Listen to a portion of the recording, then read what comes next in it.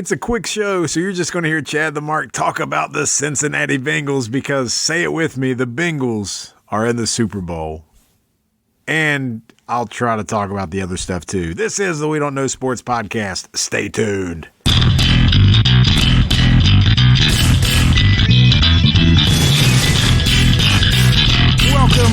Welcome back once again to the We Don't Know Sports Podcast. This is Chadthemark flying solo on a Monday evening, Tuesday morning. I don't know, whenever you're listening to this, we'll pretend like we know what time it is, but I could not help myself. I had to come out and at least get to the masses because I don't get to enjoy nice things in the world of sports. I'm the guy who doesn't get titles celebrated. I'm not a Patriots fan. I didn't grow up a Jordan fan. I didn't grow up, a Lakers fan, a Yankees fan. I got none of that stuff. I'm a Cincinnati sports guy, a West Virginia Mountaineer guy, and I just wanted to talk about the championship games, but I get to talk about the AFC Conference Championship game because my Cincinnati Bengals are in the Super Bowl. Just let that sink in. Did you ever think you would hear that? At least in my lifetime, I didn't. The Cincinnati Bengals are in the Super Bowl. Now, here's the thing. I would like to talk about how much credit the Bengals get, and they deserve a lot. But let's be honest. Patrick Mahomes and Andy Reid, they kind of shit the bed. They let it slip. They let it fall to pieces. How do you not take the points before the half? How do you not put the game away? And then the end of it. There was so many times I thought the game was over. Mahomes fumbling the balls. He's running around, at the end trying to score, and the Chiefs recover. Butker gets the field goal, and the game goes to overtime. And, of course, they don't call tails. They call heads. The Bengals lose the toss. Chiefs get the ball. Game over, right? Oh, not so fast. Eli Apple has a chance to run one back to the house, and in the post-game press conference, he said, I ran before he got the ball. And he sure as hell did because he didn't have the ball. So the Chiefs still get life. And then they throw the deep pass downfield to Tyreek Hill. Somehow the Bengals pick it off. And then from there, it was just the combination of events. And for this franchise to go from 2-14 to only 4 wins last year to the Super Bowl is unbelievable. Now, on the other side of the gauntlet, they have a team that's probably going to give them their toughest test yet. They've kind of squeaked through the playoff games pretty well. They're all tight games, but this has been like the most insane playoffs that I can remember. Every game coming down to the wire. And let's flip over to the NFC for the chance to talk about them coming down to the wire. You got the Rams, the Niners, and it's hard for a team to beat another team 3 times in a regular season. And that's what the Niners were trying to pull off. And, you're going into this game and there's all this,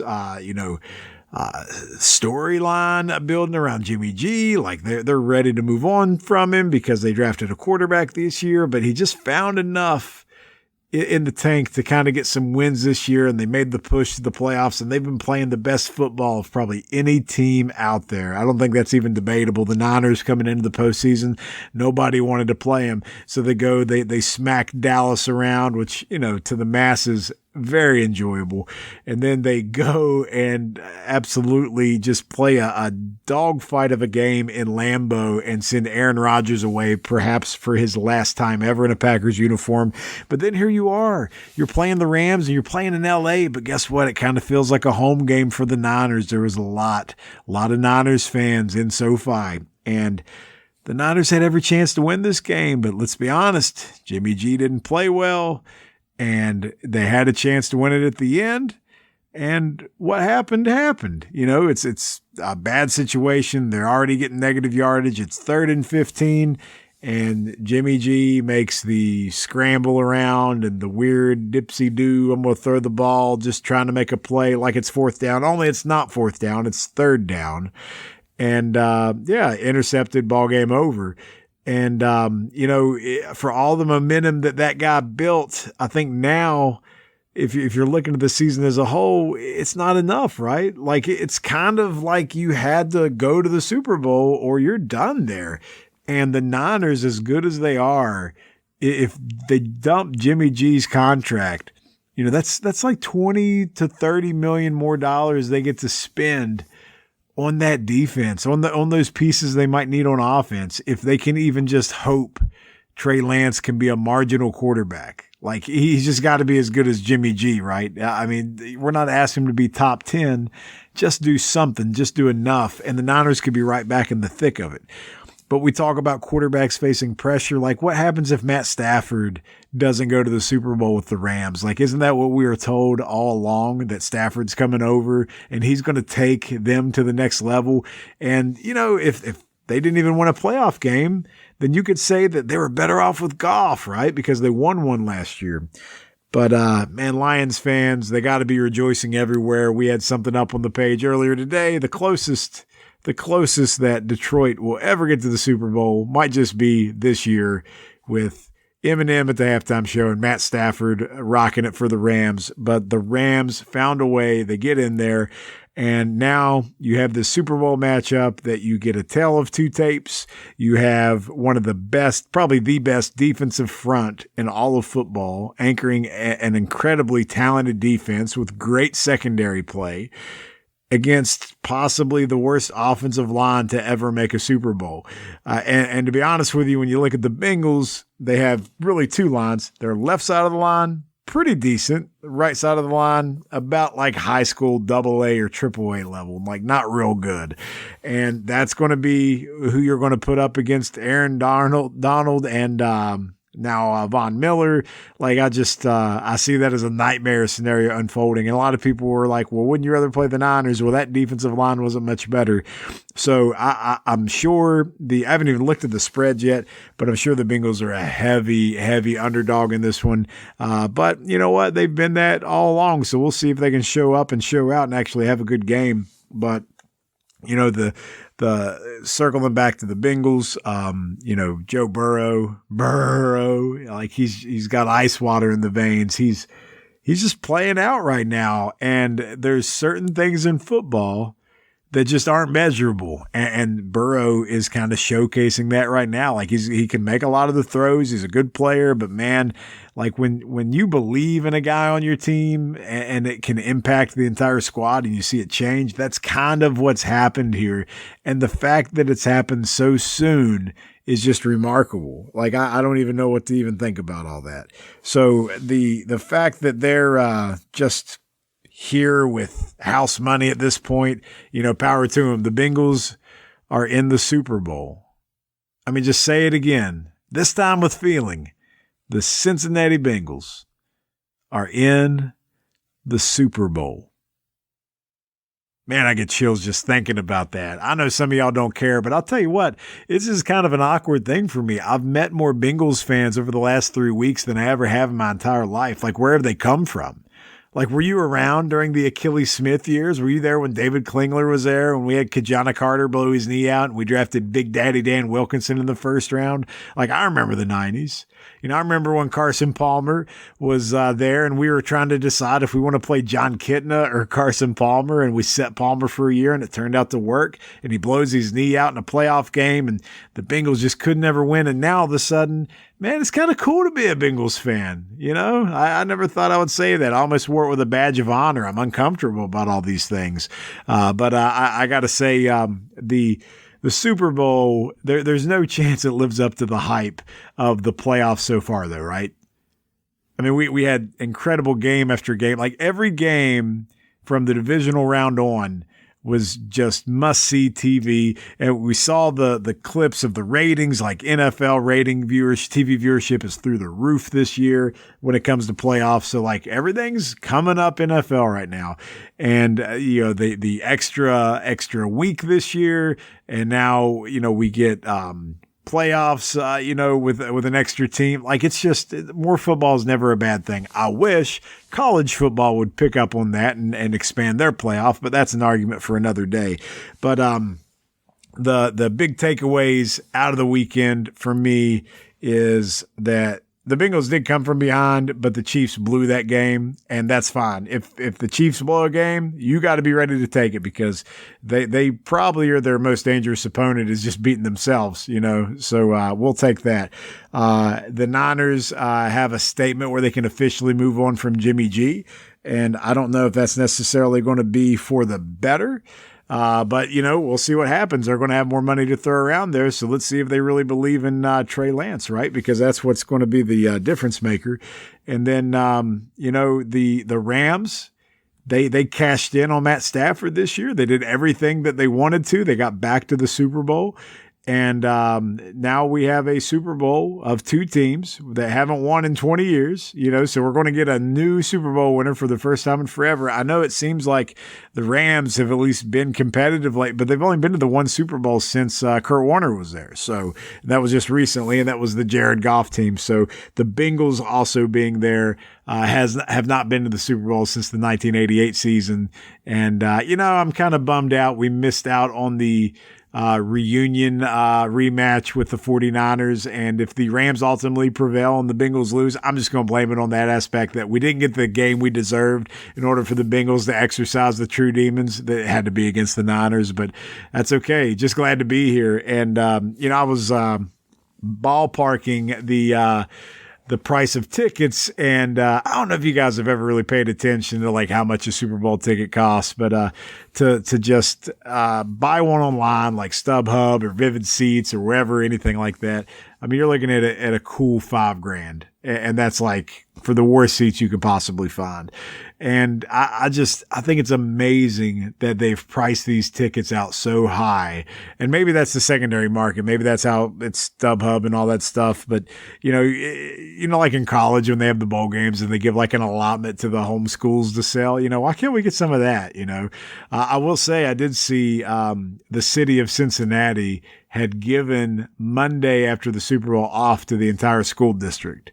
So they are rather anticipating a very severe hangover, or they're going to burn the city to the ground, and they just know it's not going to be safe for anybody. So either way, they're taking some precautionary measures to go ahead and call the school day off there. So anyway, that's enough talk about that. We'll talk to the guys later this week when we get them on the show, and we'll get their thoughts on that. The other thing I wanted to kind of bring up is that Tom Brady had to stay in the news this weekend because it was leaked that he was retiring. And I'm not even really wanting to go into this that much, but I did want to take a second just to let you know that Tom Brady's dad said he's not really officially retired yet, and he likes to run his mouth every now and then. It turns out that Brady finally made a statement today. He went on the little podcast show that he always does. I wish I could give him a cheap plug here if I can remember their name. Yeah, you can tell I listen to it. I'm sure a lot of people do follow Tom Brady on the podcast, but this all started Shefty out there saying that it's a done deal. Then they doubled down on the statement, and Brady came out today and said he's still going through the process, that he's undecided, on his podcast. So he used his platform, and I can't tell if Brady's really going to retire and he's just pissed off that they took the leverage away from him, or is he just holding on for that cool payday? You guys can write the show and let us know if we're right or wrong, but I think it was he's getting that cool $20 million if he stays through February. So, why would you retire right now? That's a stupid thing. So he's going to sit on there and at least get paid, I'm sure. But the whole thing about the players, they like to control these narratives, and maybe it's out of respect. He didn't want to overshadow Ben Roethlisberger's retirement. That would be a noble thing to say. But I think it's more or less that Brady, if he is retiring, he didn't want the other media outlets to break the news. He wanted to do it his way. We know he's real big on social media platforms. He likes to do his little Instagram videos and stuff like that. Maybe they stole his thunder. Maybe he's already got a video pre-made, ready to go. It's in the scheduled column on his social media platforms, and he just can't unleash it yet because, damn you, Adam Schefter, you ruined everything. So I don't know. You guys can tell us if you think he's done or not. But according to our boy Canadian Biggie, he's never seen Brady talk like this. Giselle looks like she's tightening the chain a little bit, and this might be it. So I don't know. We got another 2 weeks of football if you count the Pro Bowl, so we'll see if he makes up his mind by the end of the Super Bowl run here.